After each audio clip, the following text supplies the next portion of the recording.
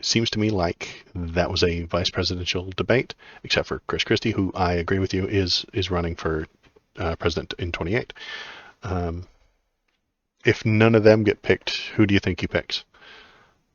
Or do you think Trump will even make it to the to be the candidate? I think that it'll be someone out of nowhere. I don't think Mike Pence was somebody that I saw coming last time he picked a running mate. Yeah, he's he's not picking somebody from that stage, Okay. and if he does, it'll be a mistake. Do you think Trump makes it to be the nominee? Unfortunately, yeah, I think you're right. I think he will be the nominee. at this point, yeah, Even if prosecuted and found guilty, I think he'll continue to run. I think he'll just keep going, or the prosecutions will end in a fine or a house arrest or what's that other word? Probation or something along those lines, and he will continue to run anyway. I don't yeah. have much faith in them finding him guilty and then sentencing him. No, I think he will be found guilty. I think he will the trials will happen. He'll be found guilty, and their punishment is time served, or a fine, or 7 years probation, something like that. Something small, slap on the wrist that accomplishes nothing, and then he will continue to run, and he'll pick a nobody, like you said, and then I think he loses to Joe Biden again. Which would be terrible, unfortunately.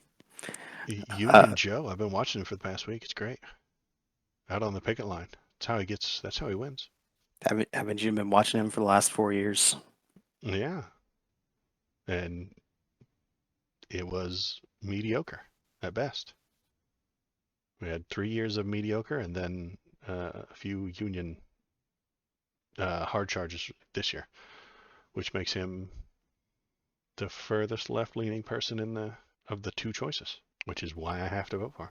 All right, well, hit me with some of your oddest takes from the night. Since I miss everything, you have Uh, the floor to just hit me with stuff. oh, Or we could talk about fentanyl. well, I didn't put the things together, and it's already 8 o'clock, so I would have to end soon. But let's stick to the show tonight. They came on, they did the thing. They said basically the same thing that they said last time. Mike Pence didn't say anything. He did not say one bit of substance anywhere. He was all "Good Morning in America." Uh, he was all, "When I'm in charge, everything's going to be great and everything's going to be sunny and everything's going to be roses and I'm going to solve all the problems and it's going to be fantastic." He gave us zero substance, zero from Mike Pence. Who else was up there? That Rick Scott was better than I'd imagined, but honestly, I don't think he's got it going on. He argued quite a bit and he interrupted a lot, which sometimes people like. Then who else was on the stage? Ramaswamy is a talking point machine. He has no guidelines. He has no ethics. He has no principles. He will say literally anything that gets the people to like him. Ramaswamy will say anything to make tomorrow's headline positive of him. And if he, what's that word, contradicts himself from last week, he does not care. He will do it, and it won't matter. He is the ultimate Twitter candidate. He really is. So that's Ramaswamy. Then what else we got? We got Nikki Haley, who I think did okay. She was throwing punches. I don't think because I have a funny feeling that that unpalatableness that you mentioned with Ramaswamy will come out if it comes down to just like her and one other person or her versus Trump. I think her real name will be said uh, in tones similar to Barack Hussein Obama. You know what I mean? Interesting. I did get kind of hung up on Ramaswamy. Hmm. That's really interesting. Is recently, or at least I should rather say until recently, he didn't exist.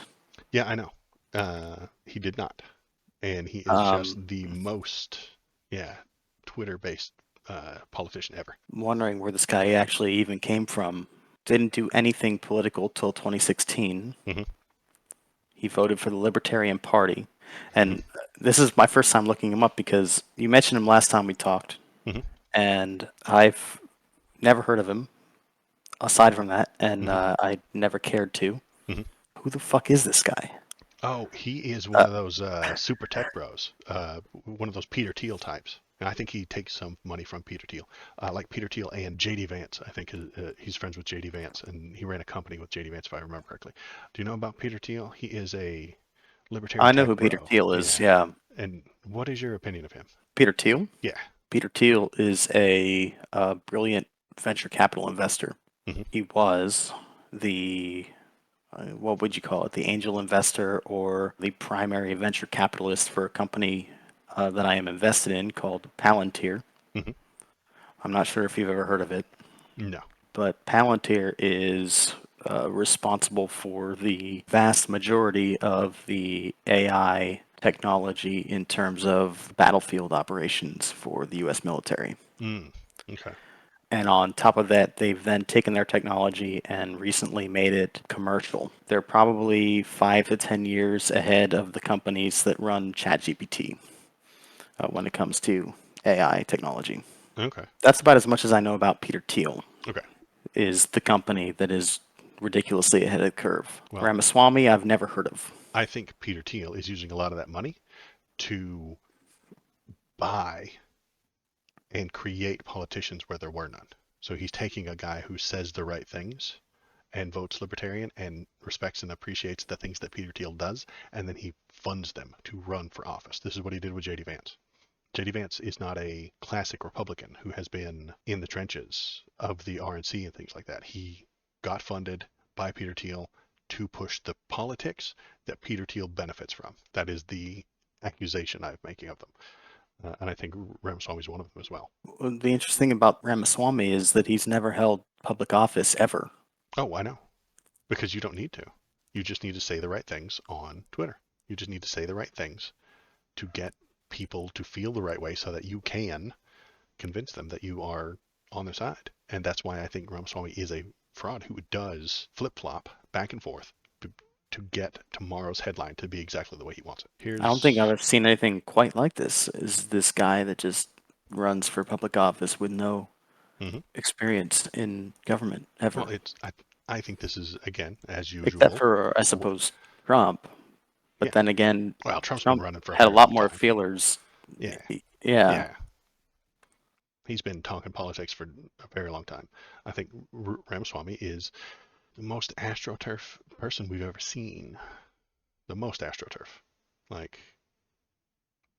Peter Thiel is paying him to run on the off chance that he either, the very, very small chance that he gets elected and he pushes policies that enrich Peter Thiel and his friends, or that he pushes the argument that is being talked about on the stage to a place that benefits Peter Thiel. I think that you are putting too much into Peter Thiel right there. Am I being too conspiratorial?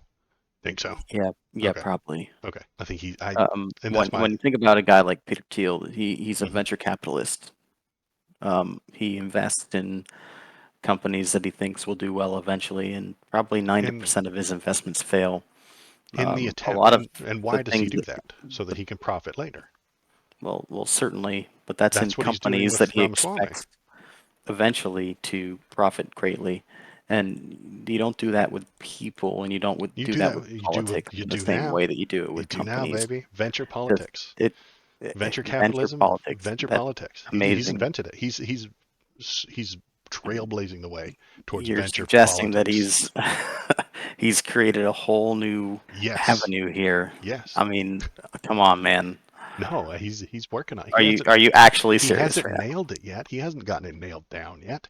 He's trying and he's practicing and it's not working very well. He got JD Vance elected and now he's going to try and get this guy elected. That's exactly what he's doing. Ramaswamy is the Model T of it's the first one. It doesn't go very fast. We didn't give up. We made all the cars after that better.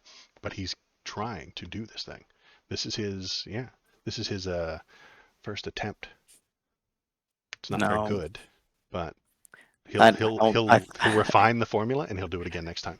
I think you're way beyond the the pale here. The only connection that Peter Thiel has to this guy is that Ramaswamy co-founded an asset management company back in 2022 that Peter Thiel invested in, Okay. and that's pretty much it. I mean, Okay. this is this is not normal for this guy to be running for president right now. I agree it's not normal, I but don't. it will I'll be. say this. 10 years from I now don't. it will be normal because I don't trust it. they have platformed it. They have pioneered it. Peter Thiel pioneered JD Vance, and now this guy's trying to do it, and it'll only become more and more normal as time goes on. And Wait, wait, Ramaswamy, wait.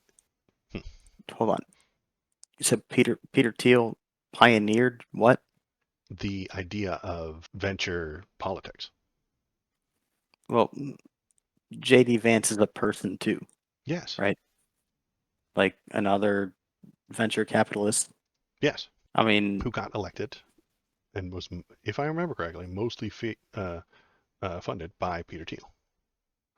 If I remember correctly, I'd have to look it up, but he was funded by this guy to do venture politics, and it worked, and he got elected. And now other people are jumping into it. Other people are jumping into the market that has been trailblazed. But he was a venture capitalist and a libertarian type guy, and the plan is make a lot of money, get rich, run for office, make the laws so that you can become more rich and your friends can become more rich. And I think that this is a trailblazing candidate right here. really, JD Vance is a big up and comer, huh? Well, in a certain field that is become rich and then become a politician to change the law so that you and your friends can become more rich. Yes, it's Well, a that's really weird burgeoning because field. it sort of mirrors my strategy, which is become fabulously wealthy and then Hmm. start running for office. And that's fine. Are you going to pass a bunch of laws that make it easier for you and your best friends to make more money? Are you going to kill regulations that make more money for you in your field? Because I think that's what JD Vance is doing. He's going to be very against regulation within the tech fields, stuff like that, so that they can make more money. That is my baseless and wild accusation of him and the people like him. And because no one had ever heard of him before, just like you were suggesting, no one had ever heard of JD Vance, and he jumped onto the scene out of nowhere, had a whole bunch of money, and was funding it, and was pushing for the things that he wants, and now he's there. So I think Ramaswamy is very similar to that guy, and he's very similar to Peter Thiel. I think he is going to be with us for a very long time. That's fair. If he loses, he's going to do some more. He's going to go back into the private sector for a little while, turn some more profits, make some more money, build some companies, uh, rug pull them, uh, make as much as he can off of trading stocks for, which is apparently the way to make money. And that's why Elon's so rich, right? Because of the stocks. Then he will use that money to try to get himself elected and turn the country and its laws to benefiting himself and his friends. I do wonder. There has been something about our conversations that I have been thinking about Hmm. lately, and I wonder if I might be able to change your mind on a few things. Is it in list form? Do you want me to write them down, or do you think No, it would be a whole nother stream to talk about it? I wonder if now is just the time to just say it. Uh, Um, if you got a couple of small things, yeah, sure. Because I only have a sure. little more time before I gotta go. I think that what you're working from, or I think you work from motivations backwards. Okay. I find a lot of the time when we talk about people's motivations, why certain laws are being passed and whatnot, it seems to me that the ultimate conclusion for why someone is doing something is because they are greedy, or because they are bad, or because they're evil, or because XYZ. Whereas I would take that the opposite way. I would say you should look at the reasons why people do things and look at the things they actually do. And then if you were to assign labels to them, such as greedy or evil or, etc., Hmm. that should not come as the reason for why they are doing things, but you should look at the things that they do and then assign maybe descriptors as you choose based on that. I do find in a lot of our conversations that if I ask you why some things are happening, I receive the answer, oh, because this guy is greedy or because this guy is evil. Hmm. Do you see my problem with that? I didn't invent the saying that the love of money is the root of all evil. It's a very old saying. It's been around for a very long time. And I think that a lot of the people that we talk about fall into that category. They have a love of money, and that causes them to do bad things in furtherance of getting more of it, in furtherance of getting more money, getting more power to get so that they can get more money. I think that you would have to point to a way in which the accumulation of money and the degradation of the standard of living are synonymous with each other in terms of one person accumulating money and everyone else losing out as a result. Leaded In gasoline, order for that to be leaded uh, gasoline, nicotine, selling of cigarettes. Um, okay, so we should I ban can, I can, cigarettes. I'm not saying we should ban them. I'm just saying that they are being sold for greedy reasons, right? I mean, they are harmful. They're bad for you. We all know it. But the chemicals involved give you a good feeling, and they are addictive. So, I mean, it is a dangerous business model, right? They're not doing it for fun. They're not doing it to make the people feel good. They're doing it because it's addictive and profitable. So we could put that one in there. The leaded gasoline I would put up there. That's an entire subject of the leaded gasoline back in the uh, what was it, 40s and 50s and stuff like that, or was it 60s, where it was we can scientists have were railing about how leaded gasoline was harming everybody on the planet. Then they paid some scientists to say the opposite. And I would say climate change in the oil industries right now. Climate change is going to kill us all, some of us sooner than others. And there are scientists who are being paid by Exxon to say the opposite of that. I feel like you just argued a totally different point. No, What did you just try to argue? that's the people being paid to do the opposite of what's good for the people. You were talking about finding something and then looking at. So, are you suggesting that I see a thing and look for the evil, or look for the greed? Is that what you're saying? Yeah. Well, maybe, but I'm a critic. That's what I do. Well, what I'm suggesting is that I don't think the people are acting inherently in the interest of evil or greed. Even if one was to make millions of dollars on it, Hmm. and they knew millions of people would die, Hmm. they probably wouldn't do it. There's a town in Canada called Asbestos. You know what they do there? They mine asbestos. And they sell it to India. Why do they do that? Money. There's no way around it. They don't sell it in America because we know that asbestos is a bad thing and we shouldn't put it in our buildings, but India still does. I don't believe you. I will find it. Asbestos Canada. Oh, new name. Okay, so this was in 2020. They changed their name. It used to be called Asbestos Canada, but it is now no longer called Asbestos Canada. Wonder what they named it now in 2020. New name for Canadian town called Asbestos. Um, Decided it has a rebrand, done away with the name derived from its mining heritage. Quebec town of 7,000 people. Val des Sources is the new name.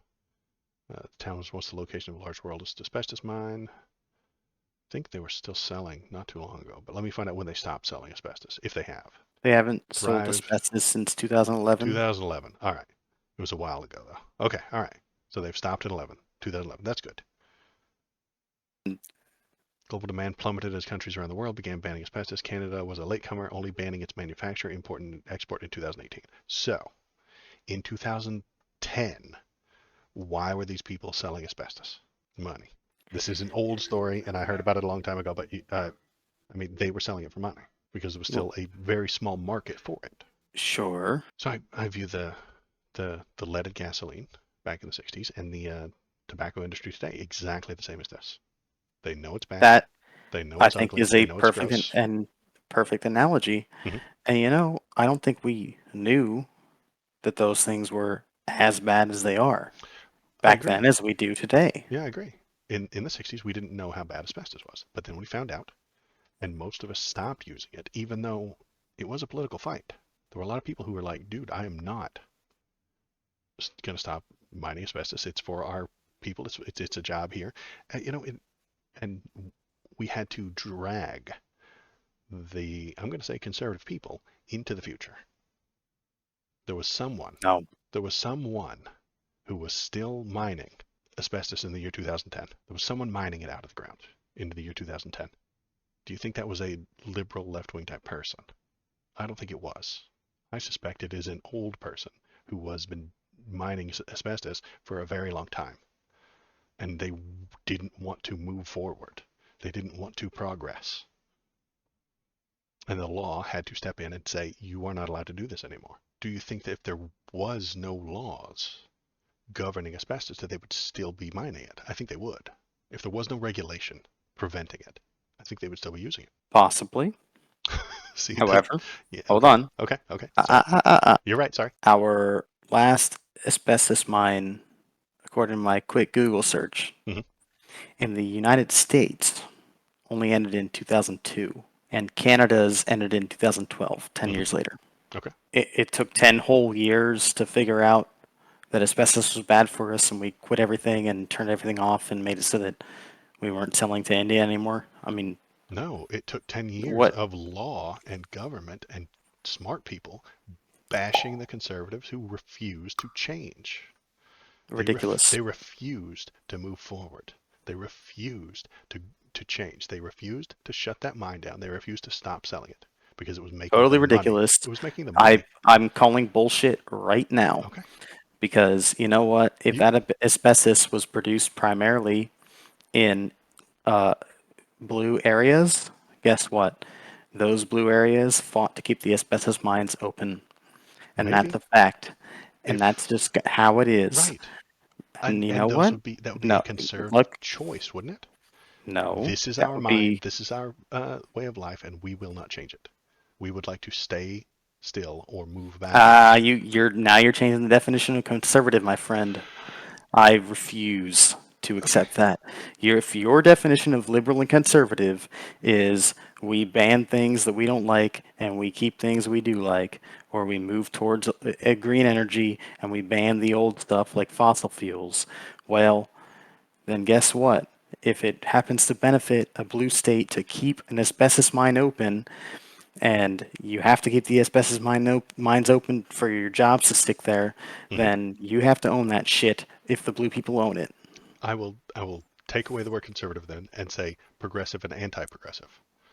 If if progress means abandoning asbestos, the people who continued it, in the guy in would you accept this term? The guy who's mining asbestos in 2010 is anti-progressive. Do you think that's a fair statement to say? The guy mining asbestos in 2010 is anti-progressive. No. No. Well, science tells us that this stuff is Well, bad for us and we need to stop doing it, but he's doing it anyway because it's in his monetary interest, because his livelihood is based on it. So he will not progress. He will not get up with the times. We found out it's bad. He refuses it and he sticks with it. Sticks to his guns.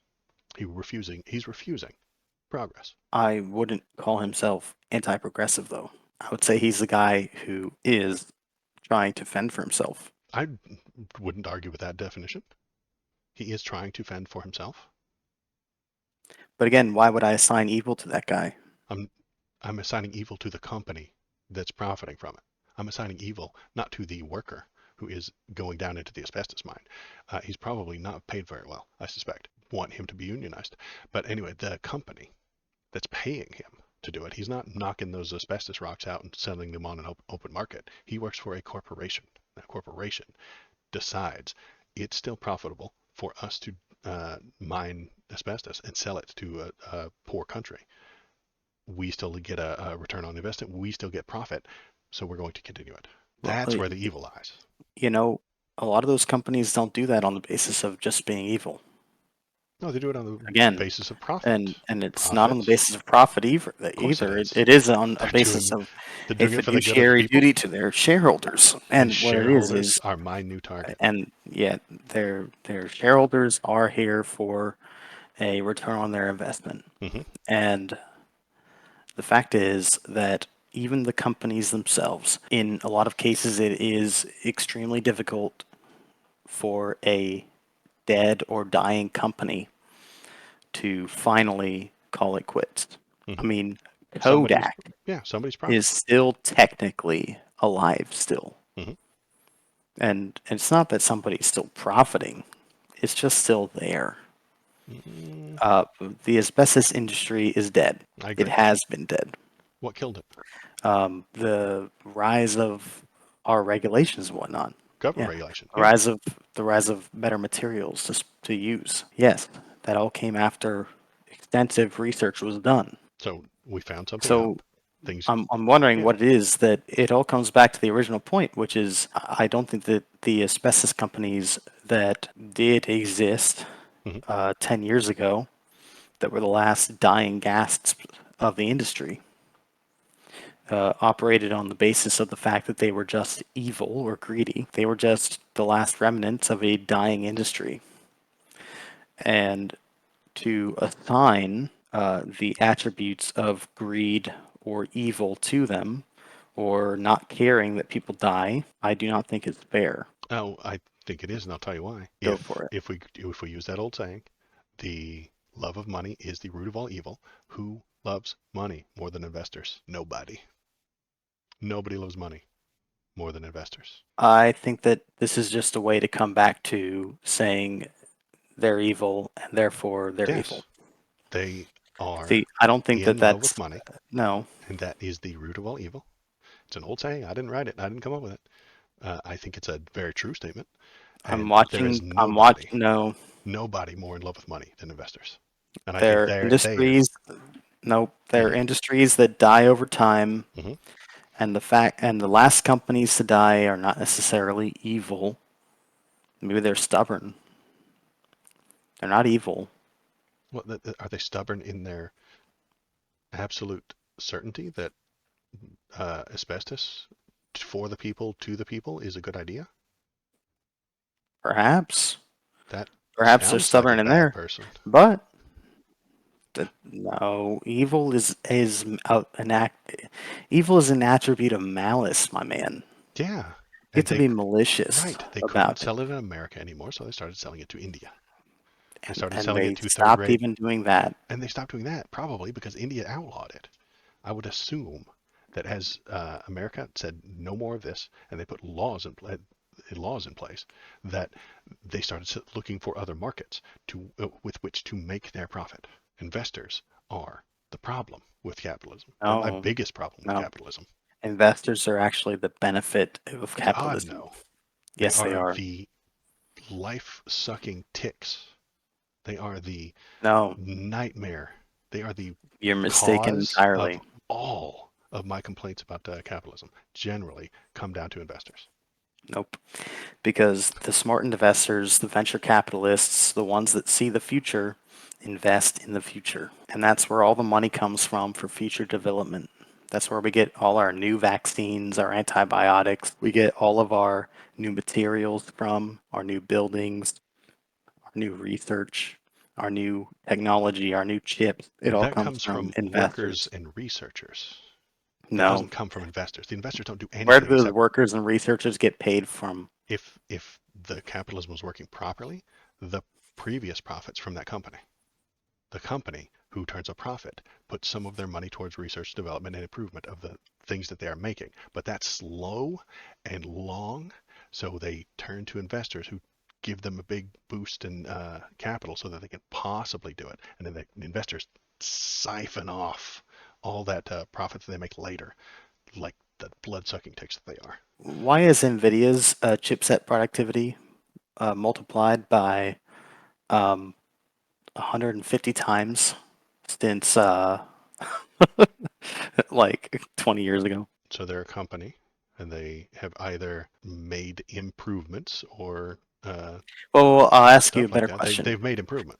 The Did the investors make those improvements? No, they did not. oh, oh, you don't think so? No, So they didn't. if They're NVIDIA not. didn't have any money, then they would have just made the same improvements to to their their processors They would have or made their graphics slow, cards. steady improvement rather than rapid improvement. But who benefits the most from that rapid improvement?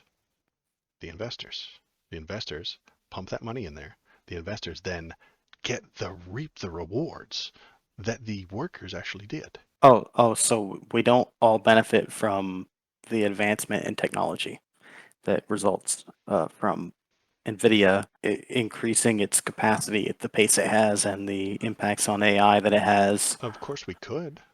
We can and we do benefit from those things. But who benefits the Okay. most? Who benefits the most?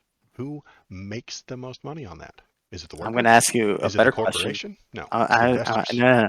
I'm asking a better question. Who Hmm. cares? What do you mean who cares? The investors Who cares who are benefits the most? Does the everyone investors are benefit? causing. Does everyone benefit? Yes, Some of us they more than do. others. And who benefits the Who most? What do cares? you mean Who who cares? cares? Who No, benefits the see, most? no. Who benefits the I'm most gonna, is the I'm gonna tell you investors. this. Who cares? Who benefits the most? More, some of us more than others. If all of us benefit, who cares? And you know what? This whole thing, this, what you're getting at is Class warfare. inequality. That's what I'm getting at. No, I'm doing it. well, You can call it you're that. getting I at don't mind. inequality, right? Inequality. Yes. Is They that it? are, yes, Yeah. they are the You know people what that benefit the inequality most. is? It's an envy metric. An envy metric. We're Yeah. literally talking about the people who do the work are paid less than the people who just paid to have the work done. No. Yeah. And I mean, no. If a rising tide floats all boats, then being mad that your boat floated a little bit less than the other guy's boat, you're envious of that guy's boat. I don't appreciate that uh, analogy. I think it's shit. Because floating on the water, everybody floats on the water. The water is the same height no matter where you are. If you're next to a boat, the boat is in the water the same as you are. The um, I don't think it's a very good analogy. I know it's a very common one. It is a very popular one. We've used it before. But there are people, those investors are not just floating in the water. They're on a gigantic fucking skyscraper and you're in the water. You know, the workers are down here and then the investors, my problem is that the investors get more out of it. And yes, you're saying who cares, and I'm telling you that it's leading to that inequality, and it's why the people are striking right now. It's why the UAW is striking right now. It's why Biden's on the strike line because the investors are the people driving the innovation. The investors are the ones telling the companies what to do. And if let's be very, I'll be a little bit vague. If there's a action that a company could take and it benefits the investors but hurts the workers, I'm suggesting you that they'll do it. That company will hurt the workers to make the investors happy. The strikers are there for a reason. Hmm. Yes. And they are there because they believe that they are being paid at lower than their market value. Hmm. They believe that their market value is higher. Hmm. And this is a principle that I agree with. I do not believe that they are striking as a result of their belief in an inequality Of course it is. metric there. Who is No, profiting from that company? The they're saying investors. The investors are making way too no. much money. They're saying that we no. Yes. They are saying the value that we provide is more than we are being compensated for right now. Hmm. That is not the same thing as saying, "Hey, you make more than me. You should pay me more." That's not the same thing. They're I saying our agree they're not the value. same thing. They're not doing that second No, part. I'm not I, doing that I, second part. no, that is what you're doing when you say that just because inequality exists, therefore we should we should remedy that fact. I'm not No, saying we should. inequality does exist, That's not what I and said at all. I didn't suggest that we should uh, only we should level the playing field and because inequality exists, we need to fight it. I'm saying that it is so vastly out of sync right now that it is causing problems. The investors are so vastly overpaid right now that it is causing uh, the economic problems that we're having. I understand that position. Okay, that's my That's position. fine. I get it. And Malcidian has a perfect I am not being compensated adequately for my efforts. Hmm. Please make my pay equal to my work. That is what strikes do. I agree. I'm Okay? on board. I agree with the strikers. I agree with the statement that Malcidian just made. Hmm. I would never attribute a market force to outright malevolence the way that you do. Yes, I do. I'm telling you, I do. And it's from the investors. It's not from it's partly from the CEOs, but all the CEOs are also investors. Um, all CEOs But are you investors in a different have company. multiple. You have no. You have multiple um, interests at work here. You have the interests of the company. Let's just boil it down. You have the workers and the company, right? And the investors. I mean, there's not two The, parts. There's three parts to the system, man. And the the government. So company there's a is, four-part system. stop. Does, can we just simplify this for a second? Well, I'll try. Okay. The company is not paying enough to the workers. Okay. Yes? Okay. Okay. The workers want to be paid more. Company says no. Okay. Workers go on strike. Company cannot fill the positions required to make money, Mm-hmm. which means company starts losing money, Mm-hmm. which means company has to increase wages for workers to start working for them again. Workers get to what they want. The market forces balance. Does that make sense to you? I I think you're leaving out the investors. I think you're describing a three-part system with only two parts. Why were the No. workers Uh, underpaid? Because the profits had to go to the investors.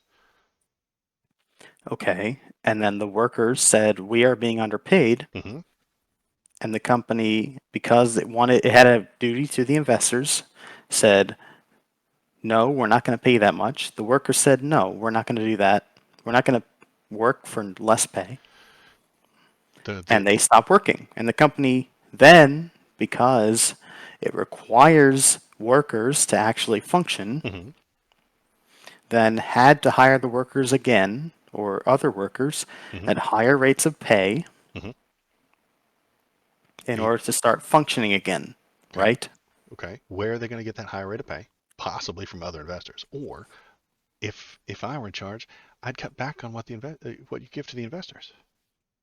The investors, Well, that is often how it works. what you're describing is the blood-sucking parasites that investors are. They were sucking too much That blood. is not what they are. They were No, sucking so much blood that the workers then got their uh, pay cut no, to turn no. down to raise that when a company cuts their workers' pay, what happens? I don't That think you price actually goes know up. how That stock goes investment in up. a company works. That stock goes up, doesn't it? If a company cuts their workers or cuts their workforce or cuts their wages, does their stock usually go up? No, I think it does. no, it doesn't usually go up If they laid off a because whole of bunch of those people, things. if they laid off a whole bunch of people, No, doesn't their stock a usually lot go of the up? reason is no. Okay. All right. The I'll reason take your word for it. is the why. Why? And Okay. one of these days we're going to have a stream about like how market forces work, especially in the stock market and the economy and whatnot, because no, everything you just said is wrong. The is it profitable to be an investor? If the investors are sucking the money out and it's not going to the workers, then the workers will go on strike, and then the company will fail. That is a parasitic uh, situation, if you ask me. You're wrong. Okay. Your whole conception of the situation is wrong. And we are going to have a whole stream on that. Okay. Actually, now that I think That about sounds it, fine. no, I'm serious. Okay. Your entire conception of this dynamic is incorrect Okay. from start to finish. Okay. If you say so, I will take your word for it. Um, I that's the position that I've taken recently. Is that I think that where did the investors get their money? Terrible position. Please allow me to Yeah, let's research it. let's correct this at some point. Sure. We'll research it a little bit. I'll look up some stuff. Um, but with like 5 minutes to go, so let's shoot for 5 minutes. Where does an investor get their money? Investors invest, and then they get their a return on investment. Yeah. Where does that ROI come from? Well, sure, I got my money from working for it, and I invest in companies. Okay. So you invested in a company, and then if you are a successful investor, where does that ROI money come from? Well, the company does well. The profit of the company. And if Sure, the most of the company profit is is valued higher than it okay, originally was. Sometimes, in terms of market forces, people will who were the original investors of a company will decide that this company wasn't actually worth investing in, and they'll sell their stake, and I Hmm. might buy it. Except they might be wrong. So I might actually, be correct, and they're wrong. And my money is then the sum of the money that supports the company's prospects. Because the company needs money in order to survive and to continue funding its operations and whatnot. Hmm. Grows with that money or recedes with that money. And whether it grows or recedes from the money invested means that my resulting investment, whether I bought or sold those shares, is worth more or less. Hmm. Depending on how the business makes decisions and the market and how much profit they make and how much they sell. Okay, great. Yeah. And And that's a risk that I take by buying yes, some of that stock. I agree I'm that I'm it's funding risky. that company. I recognize that it's risky. I'm not saying it's not risky, but I am suggesting that at the moment we are at an imbalance. That imbalance is weighted toward investors, their rights, and that duty that you talked about. Um, is that by law, that duty to investors? Yeah, You think it is. a workers' party passed that law? I don't think they did. I'm willing to bet that law was passed by businessmen who are also investors.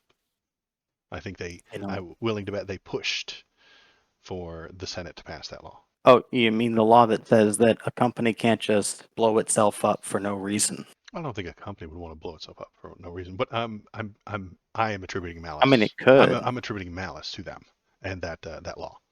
But that's what you have accused me of anyway, of attributing evil and malice towards these people, and I'm doing it again. So you're right there.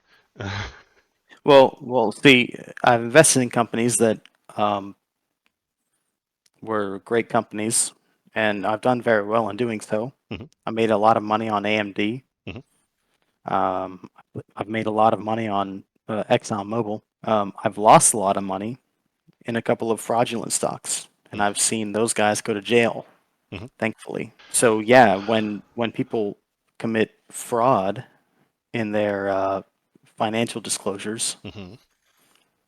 yes, the laws exist so that they end up in jail. Or So when that we people can punish them for don't do their harm. Okay. fiduciary duty to investors, they go to jail. Hmm.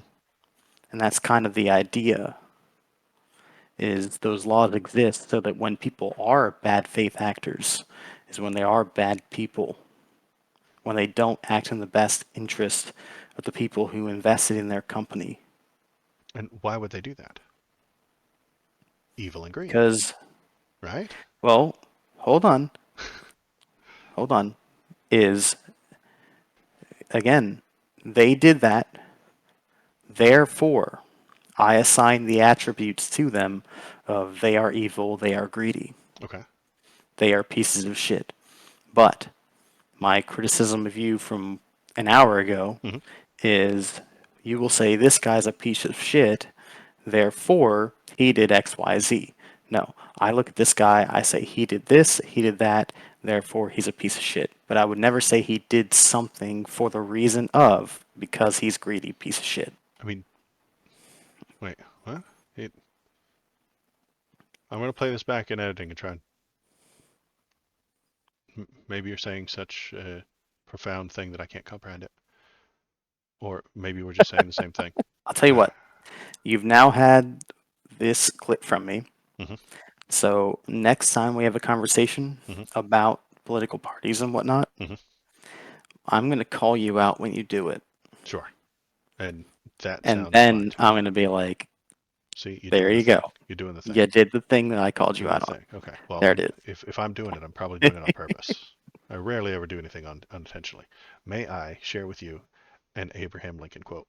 Sure. Labor is prior and independent of capital.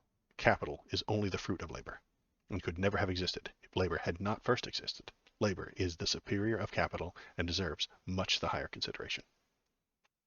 I agree with Abraham Lincoln. Different times. I know, much different times. And I And a think that man that obviously did not understand market forces.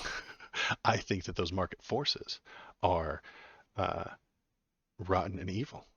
And I think that this is exactly what he's talking about. I think that the word capital in that quote is the investor, and those investors have become wildly disproportionate.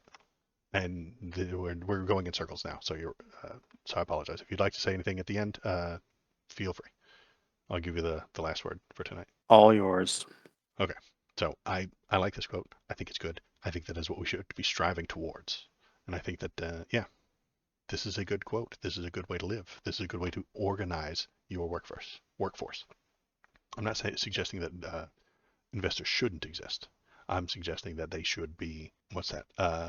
The workers should be a higher consideration, according to this quote. Using using the terms from this quote, that the workers deserve a much higher consideration than the investors. And that is Yeah, I my, disagree entirely. yeah, I know that was my And little, maybe that's next stream argument. that's my little socialism argument. Abraham Lincoln, the socialist. Way to go. Oh, hi. Thanks for sticking around to the end of the video. If you liked what you saw, hit the like button, press the subscribe button. Uh, if you want to tell me how right I am, feel free to leave a comment. If you want to tell me how wrong I am, leave a comment too. That's good. Um, this is just kind of a hobby for me, so I appreciate you coming by, giving it a watch, and pressing the YouTube buttons. Thanks.